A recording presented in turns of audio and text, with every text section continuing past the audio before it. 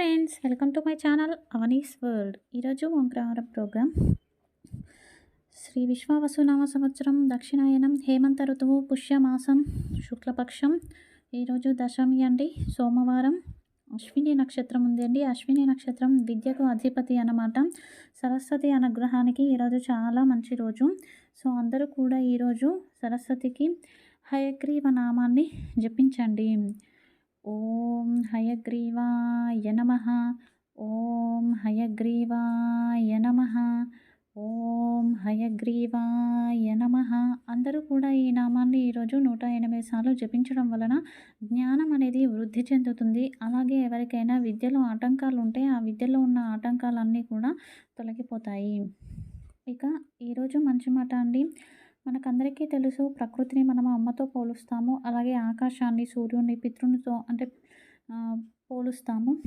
ప్రకృతిని మనం భూమాత అని చెప్పేసి అంటూ ఉంటాం అన్నమాట. ఆకాశాన్ని ఆకాశరాజ, సూర్యరాజ దేవుడు అని చెప్పేసి అంటూ ఉంటాము. ఎప్పుడు కూడా కుటుంబంలో అందరినీ ఒకేలా చూడాలి అండి. ఒకరిని ఒకలా, ఇంకొకరిని ఇంకోలా చూడకూడదు. మనలో ధర్మం, ప్రేమ, ఆప్యాయత ఉంటే అందరి నుంచి మనకు అంతే వస్తుంది. ఒకరిని మనం చెడు దృష్టితో చూస్తే ఫస్ట్ మనగా చెడిపోయేది మనమే అండి. ఇంకా మనం చాలామంది చూస్తుంటారు, అమ్మాయిలను ఒకలా చూస్తారు, అబ్బాయిలను ఒకలా చూస్తారు. అలా ఉండకూడదండి. అందరినీ సమానంగా చూడాలి. ఒకరికి గౌరవం ఇచ్చి ఇంకొకరికి అగౌరవం ఇస్తే ఏదో రోజు మీరు కూడా అలాంటి పరిస్థితిని ఎదుర్కొనే సిచ్యువేషన్ అనేది వస్తుంది. ఇక రేపు వైకుంఠ ఏకాదశి అండి. రేపు మనకి శ్రీ మహావిష్ణువు యోగ నిద్ర నుండి జాగృతమయ్యి దర్శనం అనేది ఇస్తాడనమాట. ఇక భక్తుల కష్టాలను తీర్చడానికి వస్తాడు. అలాగే రేపు పితృదేవతలకు కూడా విష్ణువు ఉత్తర ద్వార దర్శనం ఇస్తాడనమాట.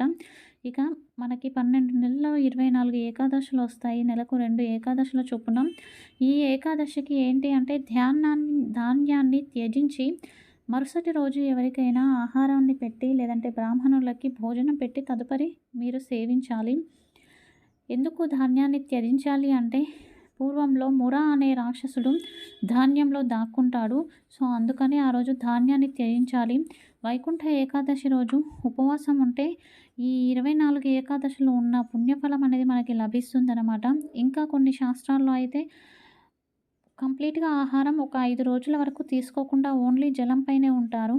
దీనివలన ఏంటి అంటే శరీరం డీటాక్స్ అవుతుంది, అలాగే కాంతివంతం అవుతుంది, ముఖంలో తేజస్సు కూడా వస్తుంది.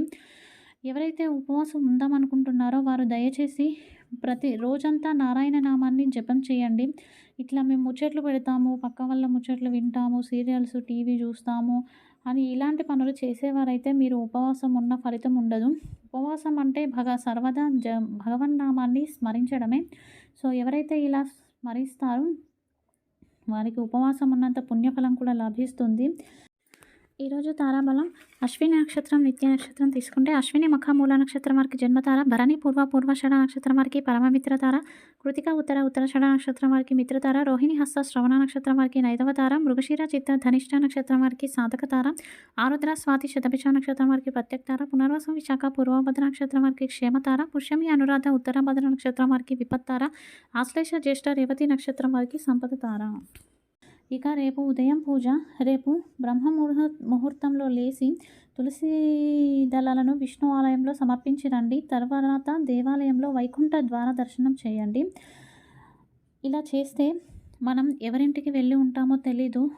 పాపాత్ముల ఇంటికి వెళ్ళి ఉంటాం, పుణ్యాత్ముల ఇంటికి వెళ్ళి ఉంటాం, పుణ్యకార్యాలు చేస్తాం, పాపకార్యాలు చేస్తాం, ఎన్నోసార్లు శ్మశానాలు చూసుంటాం. ఇలాంటి చెడు కార్యాలు ఏమైనా చేసి ఉంటే అవన్నీ కూడా రేపు శూన్యస్థానానికి వెళ్ళిపోతాయి. వైకుంఠ ద్వార దర్శనం ద్వారా శరీరం, మనసు పవిత్రం అవుతాయి. ఎవరైతే వైకుంఠ ద్వార దర్శనం చేస్తారో వారికి 60 సంవత్సరాల తర్వాత వచ్చే నరకం ఉండదు. అంటే భార్య ద్వారానో, పిల్లల ద్వారానో కొంతమంది వయసు అయిపోయాక వృద్ధాప్యంలో నరకాన్ని అనుభవిస్తూ ఉంటారు. ఆ నరకం అనేది మనకు ఉండదు. ఎవరైతే వైకుంఠ ఏకాదశి రోజు పరమపదిస్తారో వారికి డైరెక్ట్గా మోక్షం, అంటే వైకుంఠానికే వెళ్తారు అని చెప్పేసి ఉంది అండి. రేపు అందరూ కూడా ఉదయాన్నే లేచి నుదుటిన నారాయణ తిలకాన్ని ధరించి అందరూ కూడా విష్ణు దర్శనం చేయండి. రేపు యమ నక్షత్రం, భరణి, మోక్షం అనేది లభిస్తుంది.